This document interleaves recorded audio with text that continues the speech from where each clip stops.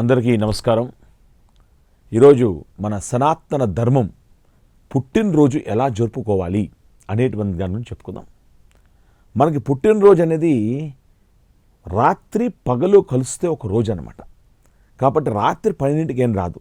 ఒకసారి చీకటి అయిపోయి మళ్ళీ సూర్యోదయం వస్తుంది అన్నప్పుడు ఒక రోజు ప్రారంభమవుతుంది. కాబట్టి పుట్టినరోజు ప్రతి ఒక్కరూ కూడా సూర్యోదయానికి ముందే ఖచ్చితంగా నిద్ర లెగాలి.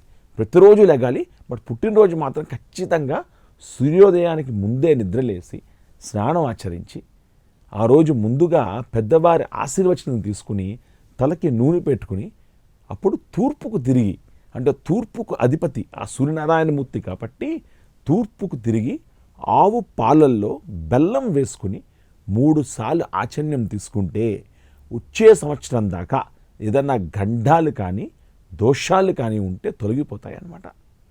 ఆ రోజున సప్త చిరంజీవుల్ని తప్పకుండా స్మరించుకోవాలి.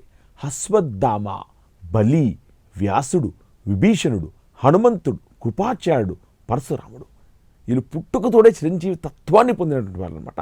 సప్త చిరంజీవిని తప్పకుండా స్మరించుకోవాలి. అదేవిధంగా మీ ఇంటి దగ్గర ఏదైనా ఆలయం ఉంటే వెళ్ళి ఆ స్వామివారికి దర్శించుకుని రండి. ఐశ్వర్యం ఉందా, ఏదన్నా ఒక దానం చేయండి. లేకపోతే ఒక గడ్డి పరక తీసుకుని గోమాతకి పెట్టి ప్రదక్షిణం చేయండి. గోమాతకి ఒక్కసారి ప్రదక్షిణ చేస్తే భూమండలం అంతా ప్రదక్షిణ చేసినట్టు ప్రతిఫలం వస్తుంది. సకల దేవతా స్వరూపం గోమాత కాబట్టి గోమాతకి ప్రదక్షిణ చేయండి. ఈ విధంగా పుట్టినరోజు జరుపుకోవాలి. అంతేకాని ఎన్నో రోజు పుట్టినరోజు అన్ని కొవ్వొత్తులు వెలిగించి ఒక్కసారిగా ఆర్పేయడం అనేది అమంగళకరం. అదేవిధంగా నిన్న రాత్రో మొన్న రాత్రో చేసింది రకరకాల రంగులతో పేర్లు రాసేసుకుని టక్క టక్క టక్క కత్తితో కోసేసి అలా చేసుకోకూడదండి. పుట్టినరోజు ఏ శాస్త్రంలోనూ లేదు.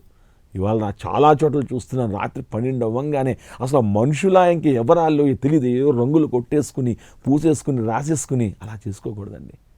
సో మన సనాతన ధర్మం చెప్పినట్లుగా మనం పుట్టినరోజు జరుపుకోవాలని మరొక్కసారి మీ అందరికీ కూడా అనేక మంగళశాస్త్రాన్ని రిలే చేస్తూ జై శ్రీరామ్, జై హనుమాన్, జై గోమాత, జై సనాతన హైందవ ధర్మం.